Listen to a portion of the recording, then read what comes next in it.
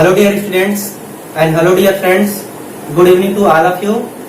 Friends, मैं गौरव कुमार सिंह एक बार फिर से आपके चैनल एक्सपायरेशन फिजिक्स क्लासेस से स्वागत करता हूं एक नए टॉपिक के साथ। तो जैसा कि फ्रेंड्स हम लोग का जो लेक्चर चल रहा है वो चल रहा कि एप्लीकेशन ऑफ गॉसेस थ्योरम, यानी गॉस थ्योरम के अनुप्रयोग के बारे में हम लोग पढ़ रहे हैं, जिसमें से हम लोगों ने दो टॉपिक कवर कर चुका है इनके एप्लीकेशन के। तो आज जो होगा वो हम लोग का तीसरा टॉपिक होगा और यह तीसरा टॉपिक भी हमारा क्या है, गॉस थ्योरम के एप्लीकेशन पे ही डिपेंड है। तो आइए अब हम इस टॉपिक को शुरू करते हैं। तो फ्रेंड्स टॉपिक को शुरू करने से पहले एक बार मैं फिर से आपसे रिक्वेस्ट करूंगा, अगर हमारी वीडियो नोट्स आप लोगों को अच्छी लगती हो तो मेरे इस चैनल को लाइक, सब्सक्राइब और शेयर करना बिल्कुल मत भूलिएगा और साथ ही साथ अच्छे से आप लोग पढ़ाई भी करते रहिएगा। तो फ्रेंड्स आइए अब हम टॉपिक शुरू करते हैं। तो फ्रेंड्स जैसे कि व्हाइट बोर्ड पे आप लोगों को टॉपिक लिख दिया गया है कि आज का टॉपिक हम लोग का गॉस थ्योरम के एप्लीकेशन में क्या है।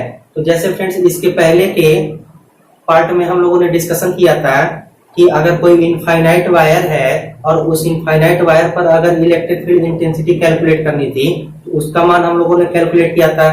फिर सेकेंड उसका एप्लीकेशन जो पढ़ा गया उसमें ये पढ़ा गया कि अगर कोई प्लेन शीट है तो उस प्लेन शीट से r मीटर की डिस्टेंस पर कोई पॉइंट है तब उस पर इलेक्ट्रिक फील्ड इंटेंसिटी कितनी होगी, तो वो भी हम लोगों ने कैलकुलेट किया था। आज का जो हम लोग का टॉपिक है वह टॉपिक ये है कि अगर कोई स्फेरिकल सेल है, यानी अगर कोई गोली कोश है और वह गोली कोश क्या है, आवेशित है, तब उस पर वैद्युत क्षेत्र की तीव्रता कितनी होगी। तो फ्रेंड्स अब इस गोली कोश पर वैद्युत क्षेत्र की तीव्रता निकालने के लिए हम तीन पार्ट में इसको निकालते हैं, यानी इस गोली कोश पर हमारे तीन प्रकार से इलेक्ट्रिक फील्ड इंटेंसिटी कैलकुलेट किए जाते हैं। तो जिसमें पहला पार्ट अब हम डिस्कशन करेंगे। तो फ्रेंड्स जो पहला इसमें पार्ट है, पहला इसमें जो पढ़ा जाएगा गोली कोश के बाहर, या फिर इसी को हम कह देंगे friends outside of spherical shell, out side of spherical shell. तो फ्रेंड्स अब उस गोली कोश पे जो हमारे यूनिफॉर्मली चार्ज है उसमें जो पहला हम लोग का पार्ट है उसमें हम इलेक्ट्रिक फील्ड इंटेंसिटी कैलकुलेट करेंगे उस गोली कोश के बाहर। तो पहले फ्रेंड्स हम एक गोली कोश बना लेते हैं कि जो कैसा होगा, यूनिफॉर्मली चार्ज होगा। यानी अब यूनिफॉर्मली चार्ज का मतलब क्या है, इसके पृष्ठ पर हमारे चार्ज क्या होंगे, यूनिफॉर्मली डिस्ट्रीब्यूटेड होंगे। तो हमने यहाँ पे चार्ज को यूनिफॉर्मली डिस्ट्रीब्यूट कर दिया।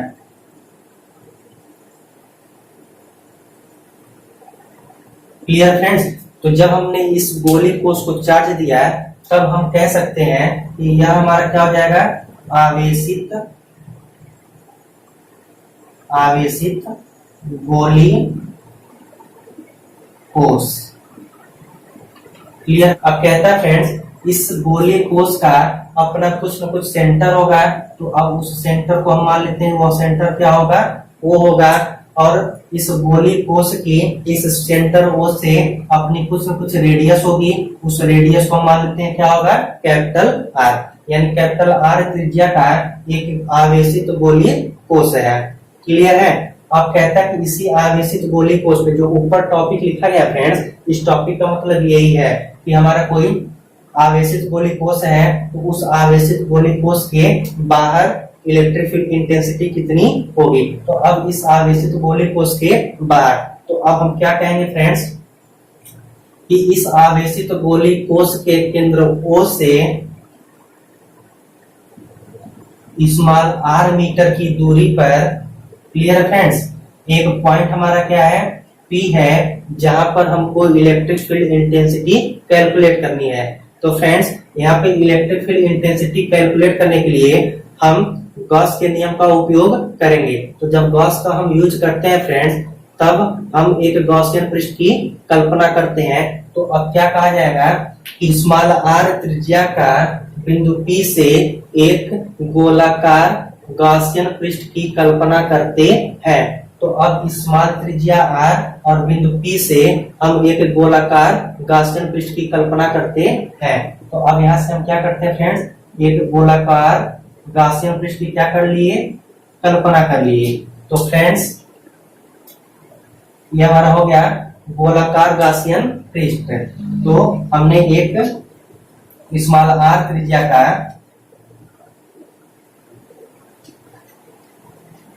क्लियर फ्रेंड्स, स्मॉल r त्रिज्या का एक हमने गॉसियन पृष्ठ की क्या कर लिया, स्मॉल r त्रिज्या का बिंदु P पर एक गोलाकार गॉसियन पृष्ठ की कल्पना कर लिया। अब इसी पॉइंट P पर हमको क्या निकालना था, इलेक्ट्रिक फील्ड इंटेंसिटी। तो अब इलेक्ट्रिक फील्ड इंटेंसिटी निकालने के लिए फ्रेंड्स पहले हम इसके इलेक्ट्रिक फील्ड इंटेंसिटी का डायरेक्शन देख लेते हैं। तो फ्रेंड्स अब चूंकि यह जो गोली कोश है, इस गोली कोश के पृष्ठ पर जो हमारे चार्ज पॉजिटिव है, तो इस पॉजिटिव चार्ज के कारण इसकी जो इलेक्ट्रिक फील्ड इंटेंसिटी होगी यह सरफेस से आउटवर्ड परपेंडिकुलर होगी। यानी इस सरफेस से परपेंडिकुलर आउटवर्ड क्या होगा इसका, इलेक्ट्रिक फील्ड इंटेंसिटी। यानी ऐसे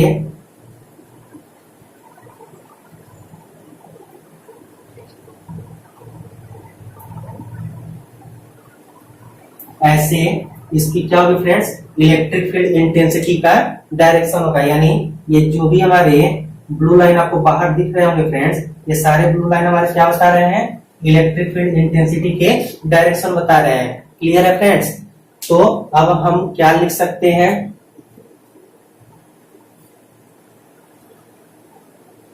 गॉस के नियम से। तो अब हम गॉस के नियम से फ्रेंड्स लिख सकते हैं कि phi E is equal to क्या होता है, Q upon epsilon naught. Equation number 1। Clear है फ्रेंड्स। अब हम इस पॉइंट P पर इलेक्ट्रिक फील्ड इंटेंसिटी कैलकुलेट करने के लिए हम इस पॉइंट P पर एक अल्पांश भाग कैलकुलेट करते हैं। यानी एक अल्पांश भाग यहाँ पे हम मानते हैं। इस पॉइंट P पर कोई हमारा एक अल्पांश होगा जो एक प्लेन सरफेस की तरह व्यवहार करेगा।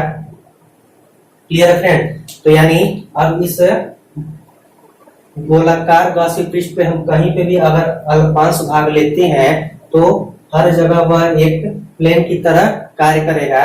और हमने पढ़ा है कि प्लेन से परपेंडिकुलर आउटवर्ड उसका एरिया वेक्टर होता है। तो अगर यह छोटा सा भाग हमारा क्या है फ्रेंड्स, इसको मान लेते हैं कि यह छोटा सा भाग हमारा डीए है। तो इस अल्पांश भाग का जो एरिया वेक्टर होगा इस प्लेन सरफेस के परपेंडिकुलर आउटवर्ड होगा। तो देखो यह प्लेन सरफेस, तो परपेंडिकुलर आउटवर्ड कहाँ होगा, इलेक्ट्रिक फील्ड इंटेंसिटी के डायरेक्शन में होगा। यानी यह जो बताएगा फ्रेंड्स, यह बताएगा हमारा वेक्टर डीए और यह हमारा वेक्टर ई है। क्लियर है। देखिए सरफेस से परपेंडिकुलर आउटवर्ड हमारा क्या है, इलेक्ट्रिक फील्ड इंटेंसिटी के डायरेक्शन है। और जब इस अल्पांश का हमने डायरेक्शन निकाला तो ये भी इस सरफेस से परपेंडिकुलर आउटवर्ड है। तो एरिया वेक्टर और इलेक्ट्रिक फील्ड इंटेंसिटी दोनों क्या है, एक ही डायरेक्शन में है। यानी अब इस गोलाकार गॉसियन पृष्ठ पे हम कहीं पे भी अगर अल्पांश लेते हैं तो वह हमेशा एरिया वेक्टर और इलेक्ट्रिक फील्ड इंटेंसिटी दोनों एक ही डायरेक्शन में होंगे। यानी उनके बीच हमेशा एंगल कितना बनेगा, 0 बनेगा। तो आप कहीं पे भी अल्पांश लेके आप कैलकुलेट कर सकते हैं, हर जगह एरिया वेक्टर और इलेक्ट्रिक फील्ड इंटेंसिटी एक ही डायरेक्शन में होंगे। तो अब यहाँ से हम क्या लिखेंगे फ्रेंड्स, इस अतः phi E is equal to, अब क्या होता है friends, close integration of vector E और डॉट क्या हो जाएगा, वेक्टर डी ए। यानी इस पॉइंट पी के इस अल्पांश भाग के लिए जब हम इलेक्ट्रिक फ्लक्स निकाले तो कितना क्या आ गया, vector E dot vector D A. और फाई ई क्या बताता है, इस पूरे सरफेस के लिए इलेक्ट्रिक फ्लक्स। यानी इस छोटे से भाग का अगर हम इंटीग्रेशन करते हैं तो इस पूरे सरफेस का क्या निकल के आ जाएगा, इलेक्ट्रिक फ्लक्स निकल के आ जाएगा। तो अब क्या कहा जाएगा, phi E is equal to, अब हम इसका दोनों वेक्टरों का जब डॉट प्रोडक्ट लगाएंगे तब यहां से वो क्या आ जाएगा friends, close integration of E D A और क्या हो जाएगा कॉस थीटा। अब इन दोनों की अगर हम बात करते हैं तो देखिए एरिया वेक्टर और इलेक्ट्रिक फील्ड इंटेंसिटी दोनों का डायरेक्शन एक ही है, तो इनके बीच का कोण कितना होगा 0 होगा। तो अब यहां से हम लिख सकते हैं I equal to close integration of E D A और कास कितना हो जाएगा 0 हो जाएगा। और कास 0 का मान कितना होता है फ्रेंड्स 1 होता है, तो क्लोज इंटीग्रेशन कितना हो जाएगा ई डी ए हो जाएगा। क्लियर है फ्रेंड्स।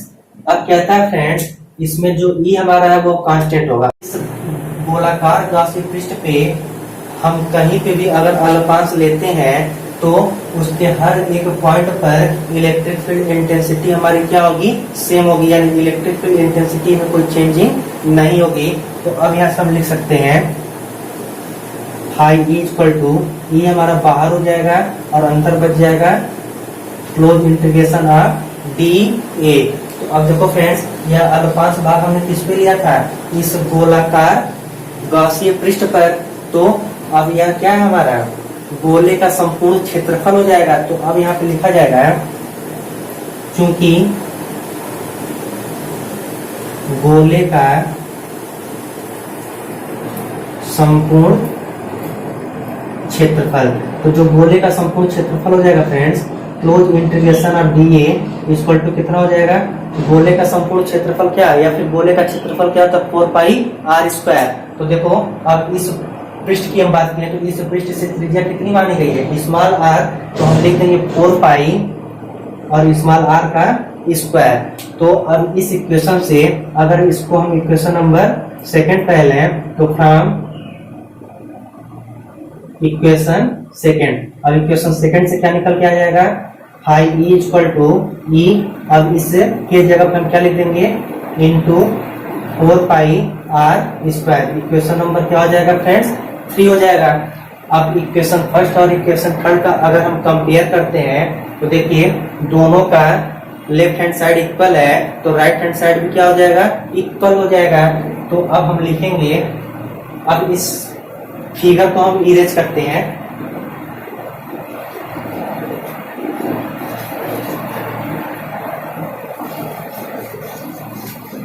तो अब वहां से क्या हो जाएगा friends comparing equation first and second, comparing equation first and third we get. तो फर्स्ट और थर्ड में जब लेफ्ट हैंड साइड इक्वल तो राइट हैंड साइड भी इक्वल हो जाएंगे, यानी क्यू अपान क्या हो जाएगा epsilon naught equal to E into 4 pi are square. या फिर यहाँ से इलेक्ट्रिक फील्ड निकालना हो तो 1 अपान 4 pi epsilon not into Q और अपान आर स्क्वायर है तो आर स्क्वायर, और यूनिट क्या हो जाएगा इसका न्यूटन पर कूलम हो जाएगा। तो फ्रेंड्स जब भी आवेशित गोलीय कोश के बाहर हम किसी पॉइंट पर इलेक्ट्रिक फील्ड कैलकुलेट करेंगे तो वह कितना हो जाएगा E equal to 1 by 4 pi epsilon naught और Q अपान कितना हो जाएगा R स्क्वायर। तो ये हमारा हो गया कि जब भी हम किसी स्फेरिकल सेल के आउटसाइड में इलेक्ट्रिक फील्ड इंटेंसिटी कैलकुलेट करते हैं तो वह 1 by 4 pi epsilon not into Q upon R square आता है। क्लियर है फ्रेंड्स। तो ये हो गया हमारा जब गोलीय कोश के बाहर थे। सेकंड पार्ट इसका हम कहेंगे कि आवेशित गोलीय कोश के पृष्ठ पर। तो आइए अब इसको हम इरेज करते हैं। इसका नोट्स आप लोगों को इस वीडियो के डिस्क्रिप्शन में मिल जाएगा, आप वहां से लिंक ओपन करके पीडीएफ डाउनलोड करके आप नोट्स बना सकते हैं। और यहाँ पे मैं आप लोगों को बाय वीडियो समझा दे रहा हूँ कि कैसे कैसे किया गया है। तो इसको अब हम इरेज करते हैं। तो फ्रेंड्स अब जो इसका सेकंड पार्ट हम लोग पढ़ेंगे, सेकंड पार्ट होगा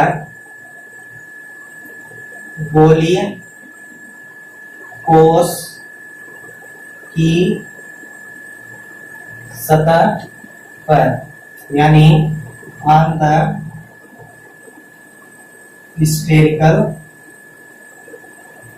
सेल।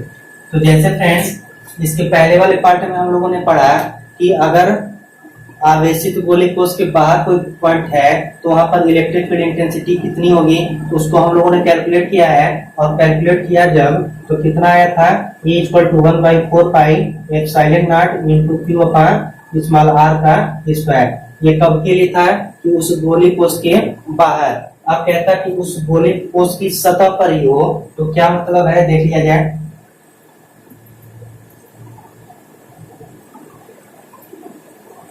इस पे हमारे चार्ज क्या थे फ्रेंड्स, यूनिफॉर्मली डिस्ट्रीब्यूट थे।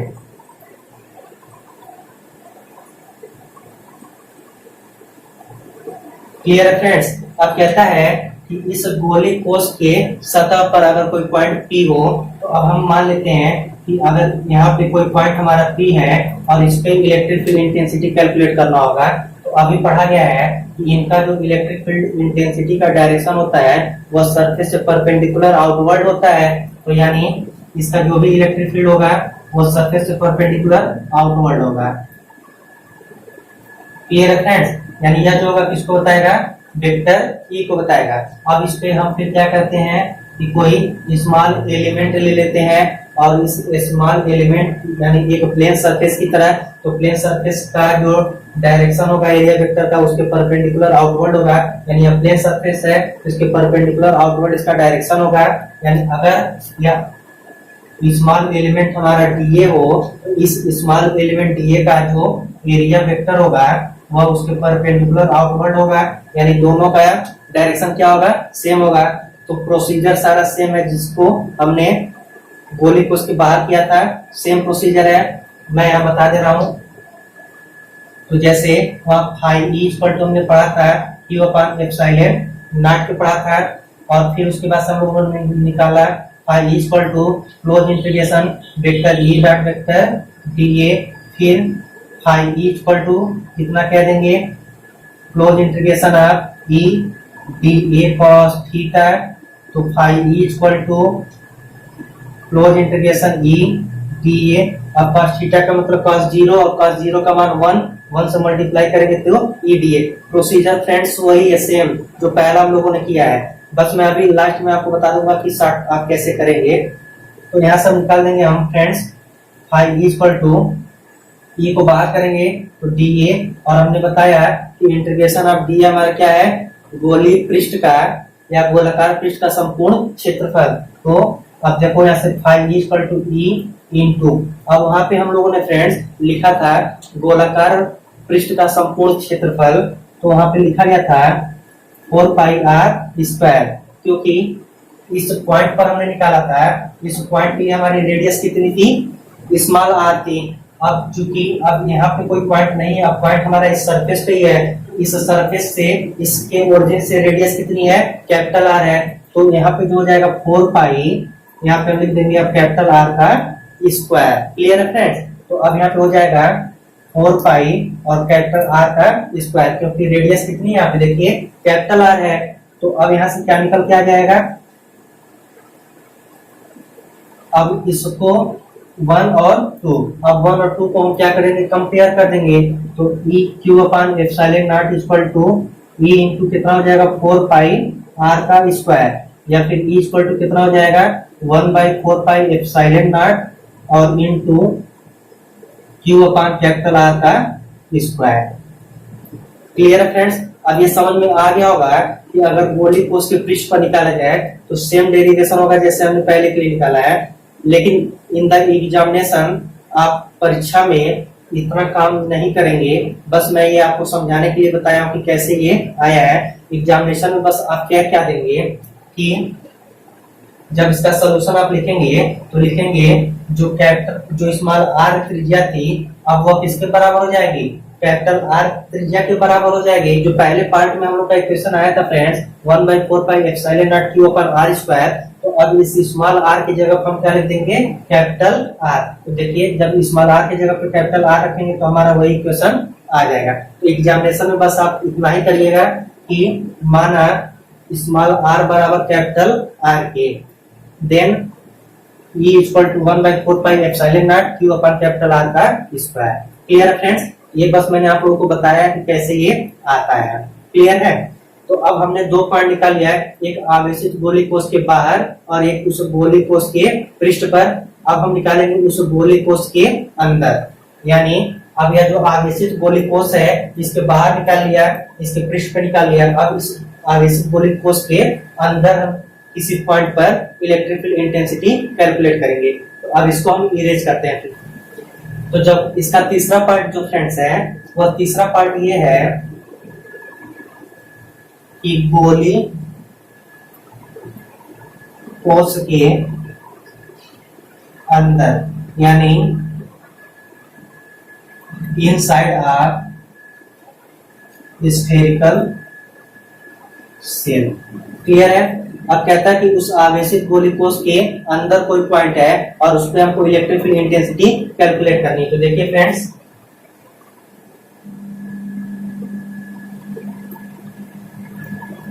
यह रेडियस हमारा कितना है, कैपिटल आर रेडियस था और इस पे हमारे चार्ज क्या थे, यूनिफॉर्मली डिस्ट्रीब्यूटेड थे।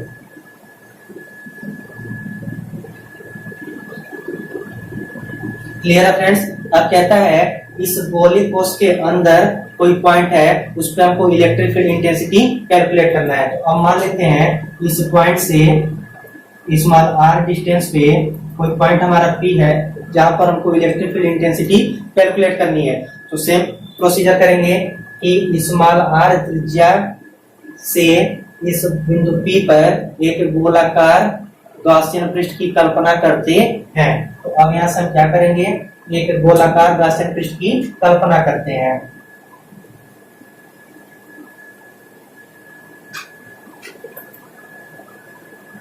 तो देखिए फ्रेंड्स, यहाँ से हमने स्मॉल आर त्रिज्या का इस पॉइंट P से एक गोलाकार गॉसियन पृष्ठ की कल्पना कर लिया है। अब सेम काम हमको करना है, जो काम हमने पहले में और सेकंड में किया वही वर्क हम इस थर्ड में भी करेंगे। तो अब क्या किया जाएगा कि वी नो दैट कि गॉस थ्योरम से फाई इक्वल टू कितना होता है, Q अपॉन एप्सिलॉन नॉट होता है। क्लियर है फ्रेंड्स? इस गोली कोष के अंदर कोई भी चार्जेस हमारे नहीं है, जो भी चार्ज है इस गोली कोष के पृष्ठ से बाहर है, यानी इसके पृष्ठ से अंदर कोई भी चार्जेस हमारे नहीं है। यानी पृष्ठ के अंदर जब कोई चार्ज नहीं होगा, यानी इस कंडीशन में Q का मान कितना हो जाएगा, 0, क्योंकि जो भी चार्ज हमारे फ्रेंड्स क्या है, आउट है, यानी इसके बाहर जो भी हमारा सेल आएगा उस पे हमारे चार्जेस होंगे। अब इस आवेशित गोली पृष्ठ के अंदर कोई चार्जेस नहीं है, तब उस समय Q का मान कितना होगा, 0। आप खुद देखिए, अब इस पे कोई चार्ज हमारे नहीं है तो उस पे चार्ज का मान कितना हो जाएगा, 0 हो जाएगा। तो अब यहाँ से ये हो जाएगा phi equal to 0 upon epsilon naught, या फिर फाई इक्वल टू कितना हो जाएगा, 0 हो जाएगा। क्लियर है फ्रेंड्स? इसको हम बना लेते हैं इक्वेशन नंबर 1। अब सेम प्रोसीजर करेंगे। इस पॉइंट P पर हम कोई एक छोटा सा एलिमेंट ले लेंगे और इस एलिमेंट से अगर हम एरिया वेक्टर की बात करें, इसके परपेंडिकुलर आउटवर्ड होगा, यानी यही कुछ इसका क्या होगा, एरिया वेक्टर होगा। Clear friends? और इस सरफेस से अगर हम इसके इलेक्ट्रिक फील्ड इंटेंसिटी कैलकुलेट करें तो यह इलेक्ट्रिक फील्ड इंटेंसिटी, यानी दोनों का डायरेक्शन क्या होगा, सेम होगा। तो अब हम लिख सकते हैं phi equal to close integration vector E dot कितना हो जाएगा, वेक्टर डी हो जाएगा। अब हम डॉट प्रोडक्ट इसमें लगा देते हैं, तो फाई इक्वल टू कितना हो जाएगा, ई डी ए कॉस थीटा। अब देखिए फ्रेंड्स, इलेक्ट्रिक फील्ड इंटेंसिटी और एरिया वेक्टर के बीच का जो एंगल है वह 0 है, तो थीटा का मान कितना हो जाएगा, 0 हो जाएगा। तो फाई ई इक्वल टू कितना हो जाएगा, ई को बाहर कर लेते हैं और डी ए और कॉस थीटा का मान क्या हो जाएगा, कॉस 0, और कॉस 0 का मान 1 होता है। तो यहाँ से निकल के आ जाएगा फाई ई इक्वल टू ई और क्लोज इंटीग्रेशन डीए। अब यह डीए अभी आपको बताया गया है कि गोलाकार पृष्ठ का संपूर्ण क्षेत्रफल है। देखिए यह भी गोलाकार है, तो गोलाकार पृष्ठ का संपूर्ण क्षेत्रफल, इसकी त्रिज्या देखिए कितनी है, स्मॉल आर है। तो अब यहाँ पे लिख देंगे integration R 4 pi are square हो जाएगा। तो अब हम क्या कहेंगे फ्रेंड्स कि phi E equal to E into 4 pi are square, equation number second हो जाएगा। अब इक्वेशन फर्स्ट और सेकेंड का अगर हम कंपेयर करते हैं फ्रेंड्स, तो देखिए लेफ्ट हैंड साइड इक्वल है तो राइट हैंड साइड भी क्या हो जाएंगे, इक्वल हो जाएंगे। तो अब यहां से लिख देंगे हम कंपेयरिंग फर्स्ट एंड सेकेंड। अब इक्वेशन फर्स्ट और सेकेंड का जब कंपेयर करेंगे फ्रेंड्स, यहाँ हो जाएगा e into 4πr² equal to कितना हो जाएगा, 0 हो जाएगा। और 4πr² से 0 में भाग देंगे तो कितना होगा, 0, यानी यहाँ से e का मान कितना निकल के आ जाएगा, 0 निकल के आ जाएगा। क्लियर है? यानी जब भी हम सरफेस से आउटवर्ड बात करेंगे तो सरफेस से आउटवर्ड जो इलेक्ट्रिक फील्ड आती है वह 1/4πε0 into q upon small r का स्क्वायर।